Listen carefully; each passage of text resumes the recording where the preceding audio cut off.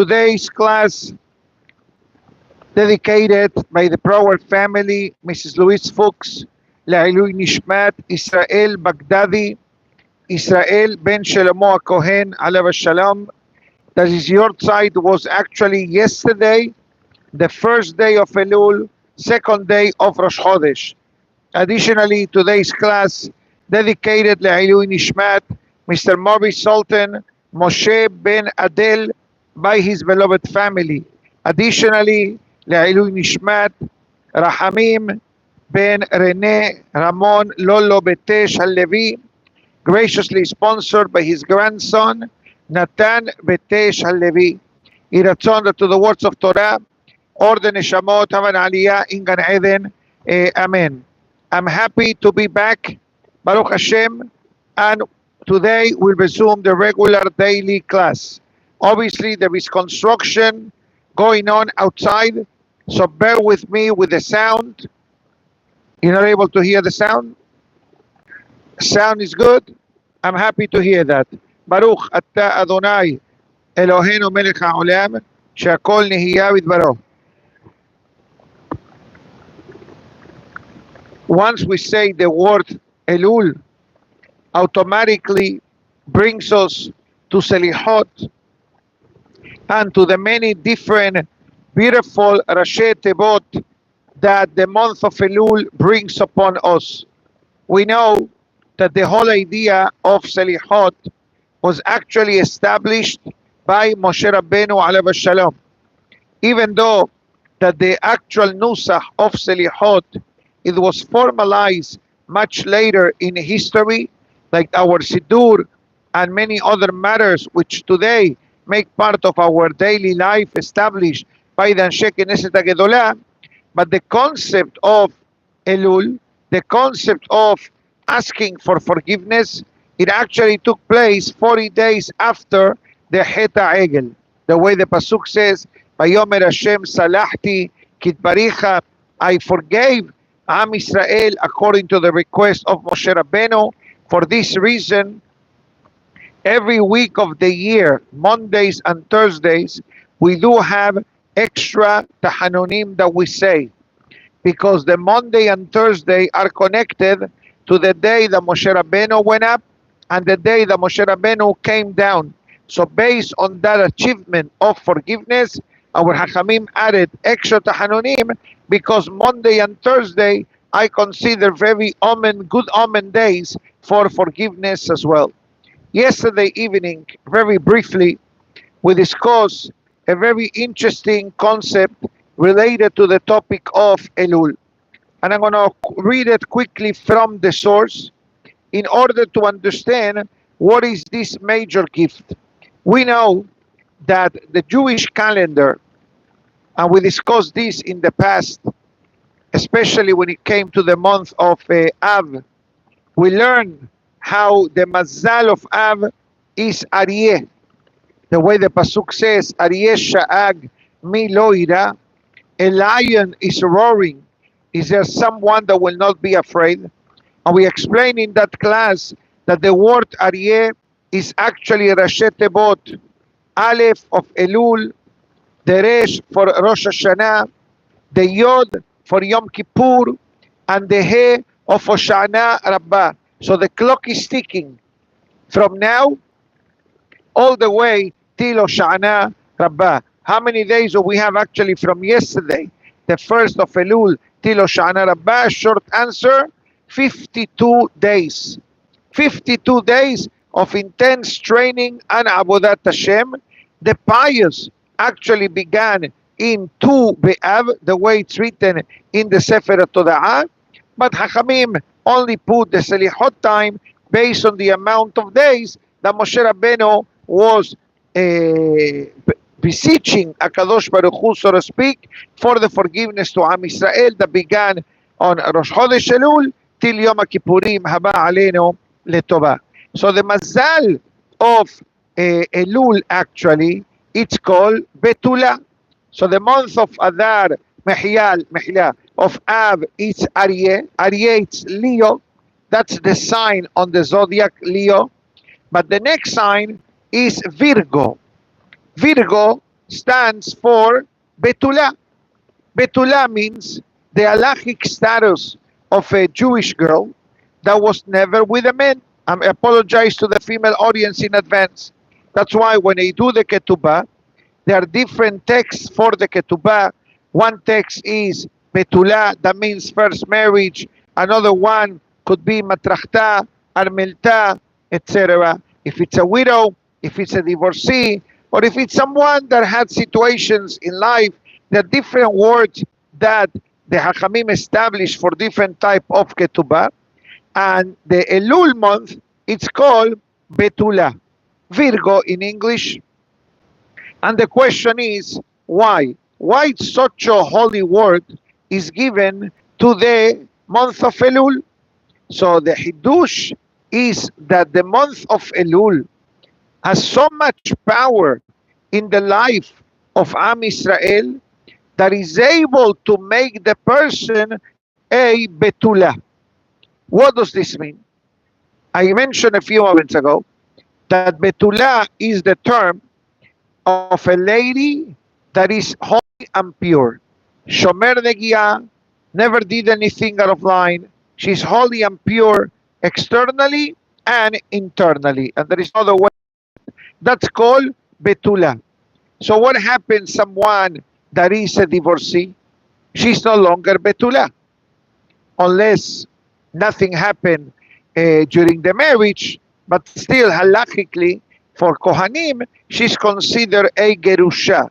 The fact that a get was given, this question was asked a month and a half ago. If a girl who got married to her husband and a week or two after the wedding decided to get divorced, and there was no action between them, there was not consummation of marriage. Disaster. Big time. When I was told the story, I said, why don't you come before? Usually, once the fight started, there's nothing you can do about it. So he said, we thought that was only before the marriage, and after the marriage, everything will go back to normal. I said, okay, next time you learn. If you see red flags before you get married, do your due diligence. Don't get desperate unless you are sure of to make such a step. So the question was asked, maybe she's allowed to marry a Kohen. The short answer is no, because the prohibition of the Torah is Gerusha. If she received the get, automatically she cannot marry a Kohen. And that's, by the way, what the letter of the Bedin says, that a lady that got divorced from the husband, or a husband that gave the get to his wife, she needs to wait X amount of weeks or months before she's able to get married again, and she's allowed to everyone except Kohen. So imagine yourself if it will be a possibility that the Betulim are restored in the wife's body, in the lady's body. Medically speaking, it can be done today, I was told. But obviously, we don't go by that mindset today. But the spiritual message is that the power of Teshuvah is able to rejuvenate the neshama to the level that never seen. It's an unbelievable thing. It's like you have something that is used, and then I do a treatment, and it becomes brand new from the factory, like it was never used. That is what the month of Elul is. And where do we learn this from? From a pasuk that Ishaya Navi says, "Az ismach betula b'machol." It says the maiden, the betula, again, the betula means the untainted neshama of the person. Ismach is going to be happy. B'machol, betov v'chinor. Even though that these are musical instruments, our rabbis say, Al tikre mahol, ela mahul. Don't call it mahol of liveliness, happiness, joy, music. Actually call it mahul. That mehila, the forgiveness, can restore the neshama to become a brand new 0 miles neshama. It's like you go buy a car, and they tell you sometimes it has low mileage. Now, what is it considered low mileage? in a car. It's a demo. It's an executive use. Okay, 2,000 miles, 3,000 miles, 5,000 miles. If it has more than 5 to 10,000, I'm not sure that's considered a brand new vehicle. And what's a nafkamina? Nafkamina may be for the final price that you pay, for the insurance, and whatever elements come around such a thing. So can you imagine that we are able to take our neshama that has been around in the world for X amount of years with all kinds of actions, some which are great, some which are good, some which are so-so, some that we regret that we ever did it, and suddenly we given like an amnesty program, an amnesty opportunity to be able to refurbish our neshama to zero in a good way. Our rabbis tell us that this is the power and the gift of the month of Elul. That's why we do Selihot. Halakha writes the concept of reciting chapter 27 of Tehillim, Le David Hashem Ori Ish'i. At the end of the pasuk says, Lulehe imanti lirot betuv Hashem beres haim kavel Hashem hazak v'yames libecha. There the word lule means Elul also. So you have Elul, Rosh Hashanah, Kippur, Sukkot, all of the above mentioned in this chapter 27 of Tehillim. So this is a basic introduction. We know through the next days, we learn Danile Dodive Dodili, Ishler Eu Matanot Le'Evyonim, Asher Inali Adobe Samti Lecha, or Yaakov and Esav, which was at Hashem, give me a few days to rest up a bit, and we can take a dive, a deep dive into the hidden messages of the month of Elul. But there is something that I cannot miss the opportunity to do and to say, is because the clock is ticking. We are already on the second day of the month of Elul, Haba Aleno Letova. So we must have our daily regimen of Sefer Tomer Deborah.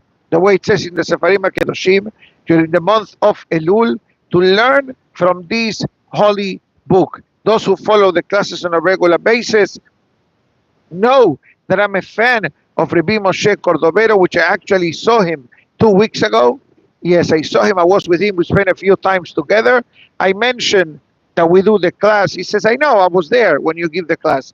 So everything is fine. And hopefully we'll get to see him with all of the Tzaddikim soon. Amen. But let's start right away with at least a soft opening message of the Sefer Tomer Devora.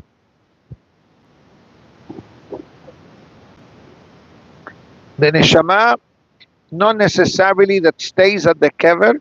The neshama, once the Zohar Kadosh writes, Tzadika ditpatar me'alma dehaden, a righteous neshama who left the world, ishtakah, is found in the world more after death than before.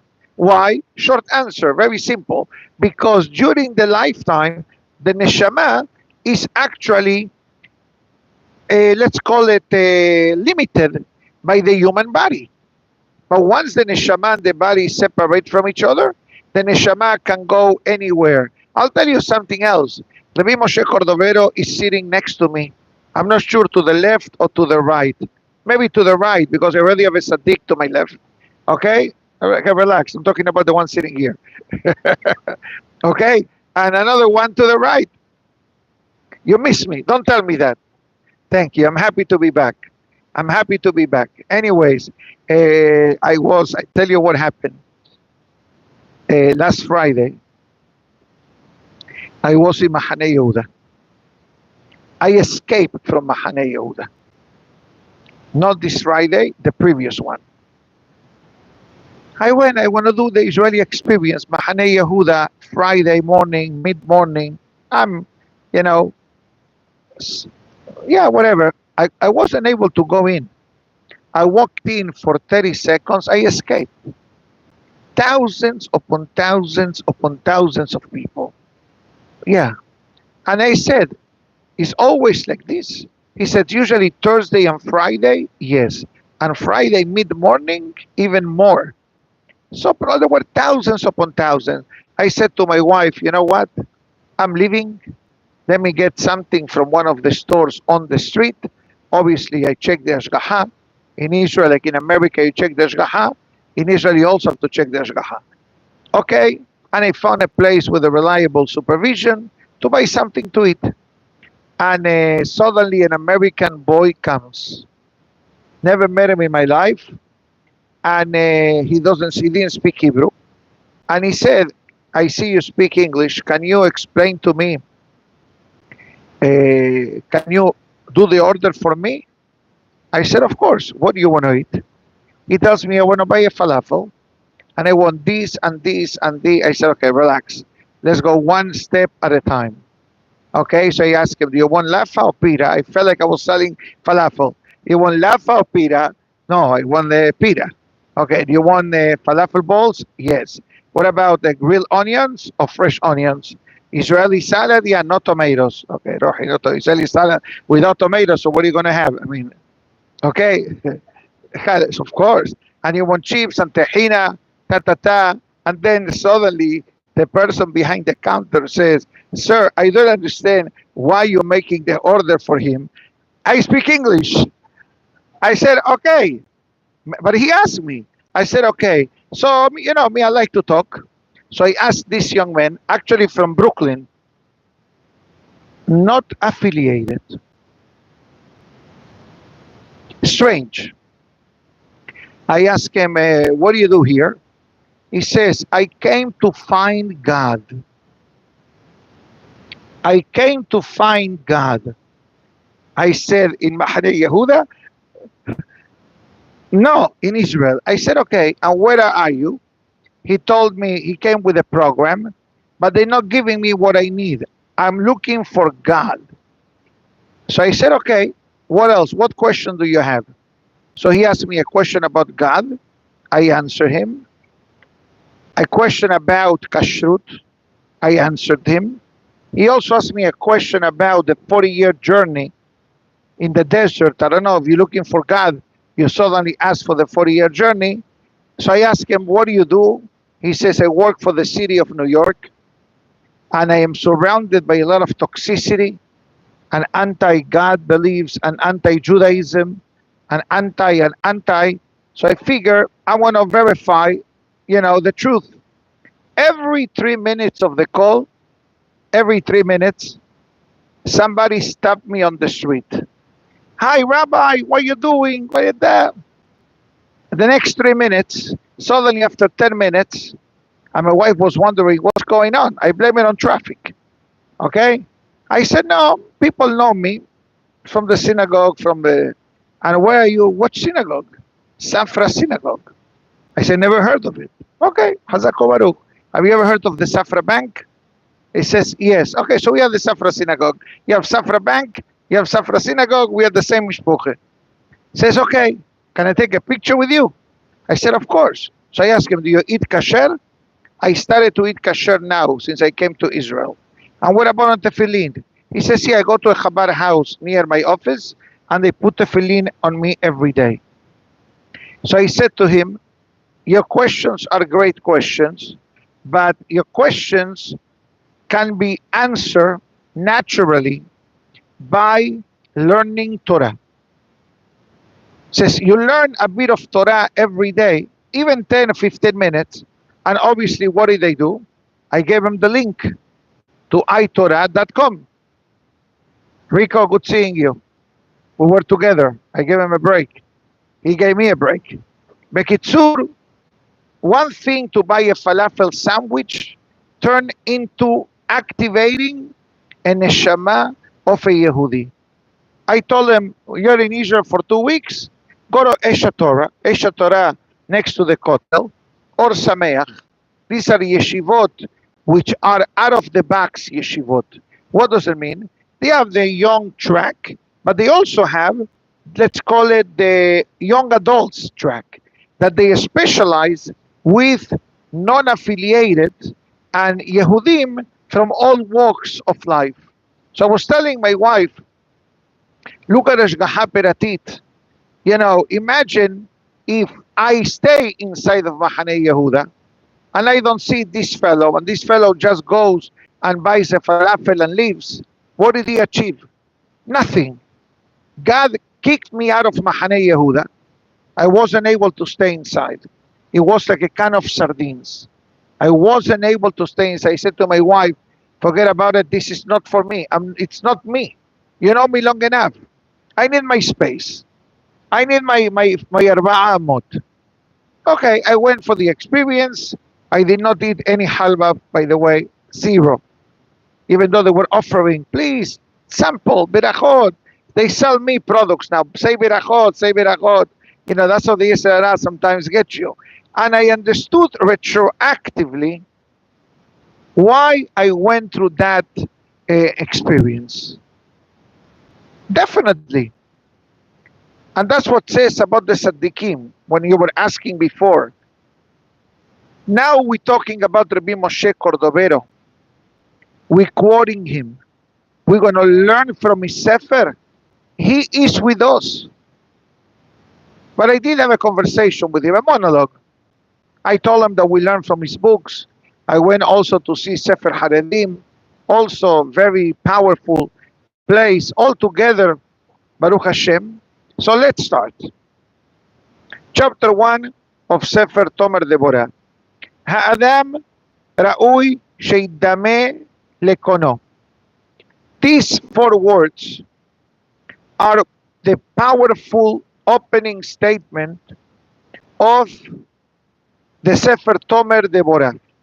But before I explain the meaning of these words, it says, the introduction, that there is a pasuk in the book of Micha that we usually say during the time of Tashlich, the pasuk that says, Miel kamocha, noseh avon ve'ober al pesha, lisherit nahalato, etc. The first 3 words, Miel kamocha. What's the meaning of that tune? Rosh Hashanah and Kippur. Kippur is coming. What we're going to do in Kippur? Adir ve'naor Miel kamocha. Hazak Baruch. What's the meaning of the word Miel kamocha? Who is like you? Says Rabbi Moshe Cordovero that, and I'm going to go inside now, that the ultimate goal of a person in this world is to emulate HaKadosh Baruch Hu. Now, how do you do that? We already mentioned, and I said this derasha a week or 2 ago, Ki Hashem actually 2 weeks ago, Ki Hashem Elokecha Eshochela El Kana Hu. God, in a way, is represented by the essence of fire. Fire is always emotion. Fire demonstrates life. Fire wants always to climb up. Opposite of water, water is calm, and water looks to come down, and water and fire goes up. Even when you try to extinguish the fire aims for higher and higher. That represents actually the neshama of the person. The neshama of the person, we know the Zohar Kadosh writes that a person, when he's getting to the neshama, when he's ready to come down to the world, the neshama in the beginning says, I don't want to go. I want to stay next to the Shekhinah, next to HaKadosh Baruch Hu. Why are you going to take me to a physical world? And then suddenly the neshama comes down. How? When the malach in charge takes the neshama around and show him the goodness of the world. A Yehudi doing tefillah, a Yehudi learning Torah, a lady lighting the candles, a lady making sure kashrut is run properly in the home. And when the neshama sees these sparks of mitzvot throughout through life, the neshama finally accepts to come down, until it comes the moment for the neshama to go back. What happens at that moment? let's call it 70, 80, 90 years after the neshama came to date in the physical world, the neshama says, I'm not ready to go. I'm not ready to go with you. You know? Finally, we know the happy ending, that the neshama really does not have a say in the matter, the way the Mishnah writes, Al korhacha ta hay, Bal korhacha ta met. You know the meaning of the Mishnah. A person is born against their will, and a person leaves the world against their will. Now, so let's bring this concept now to HaKadosh Baruch Hu. HaKadosh Baruch Hu says, it's a pasuk in the Torah, Ubo tidbak. There is a mitzvah from the Torah that a person needs to bond, needs to glue himself or herself with HaKadosh Baruch Hu. And by the way, in the Torah, we find a few times the word debek, glue or bonding. One pasuk, we said it a few weeks ago, Be'atem adevekim ba'Hashem Elokechem, Haim kulechem hayom, Be'atem adevekim, we are glued with HaKadosh Baruch Hu, Hazak. Belo yadbek gecha me'uma min ha'cherem, something that will not affect the Jewish people in an adverse way when we go to war. Or the concept of marriage, Bedabak beishto, in the beginning of Safra Bereshit. So we find scattered places in the Torah that the word debekut is brought down. By the way, debekut is one of the formulas to be obeyed Hashem. In other words, a person needs to become connected with HaKadosh Baruch Hu. Let me ask you a question so we can relate to this statement. I am connected now to the platform of iTorah.com. How am I able to connect? Short answer, because there is a Wi-Fi connection. I am Wi-Fi, I'm connected. No Wi-Fi, no connection. How many times you travel overseas or to a different city and the network is not strong? You cannot connect, right? How many times people call, I call you, the call doesn't go through. So why that happens? Because there is no Wi-Fi connection. And even if there is a Wi-Fi connection, if you do not have the password, how are you going to be able to connect? Guess what? The Wi-Fi connection is our Torah. The Torah is the Wi-Fi. And what is the password? The Hachamim. Hadbeg betalmidei Hachamim, the pasuk says. The Pirush says, connect yourself with the Hachamim. It's like you connected with HaKadosh Baruch Hu. The way the pasuk says, Ve'ayu einecha ro'ot et morecha. So a person has connection with the Hachamim. That connection connects us with HaKadosh Baruch Hu. Obviously, we can never compare what is the essence of HaKadosh Baruch Hu compared to Talmidei Hachamim. But let's be honest. The opening statement says the person must emulate God. So I don't understand. What does it mean that I need to emulate God? Who am I between myself and God? How many